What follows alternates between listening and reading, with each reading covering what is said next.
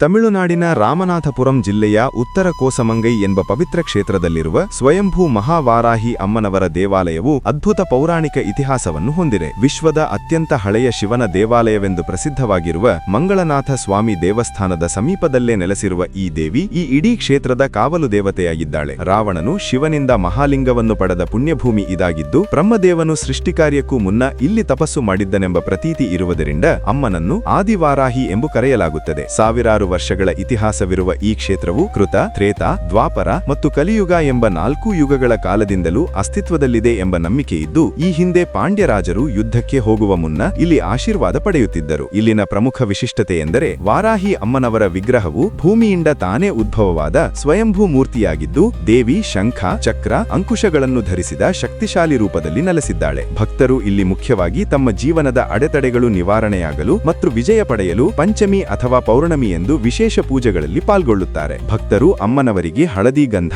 ಅಥವಾ ದಾಳಿಂಬೆ ಹಣ್ಣನ್ನು ಅರ್ಪಿಸಿ ದೇವಿಯನ್ನು ಪ್ರಾರ್ಥಿಸಿದರೆ ವಿಧಿಭರವೇ ಬದಲಾಗಿ ಅಂದುಕೊಂಡ ಕಾರ್ಯಗಳು ಕೈಗೂಡುತ್ತವೆ ಎಂಬುದು ಭಕ್ತರ ನಂಬಿಕೆ. ನಮೋಸ್ತು ದೇವಿ ವಾರಾಹಿ ಜಯೈಕಾರ ಸ್ವರೂಪಿಣಿ. ನಮೋಸ್ತು ದೇವಿ ವಾರಾಹಿ ಜಯೈಕಾರ ಸ್ವರೂಪಿಣಿ.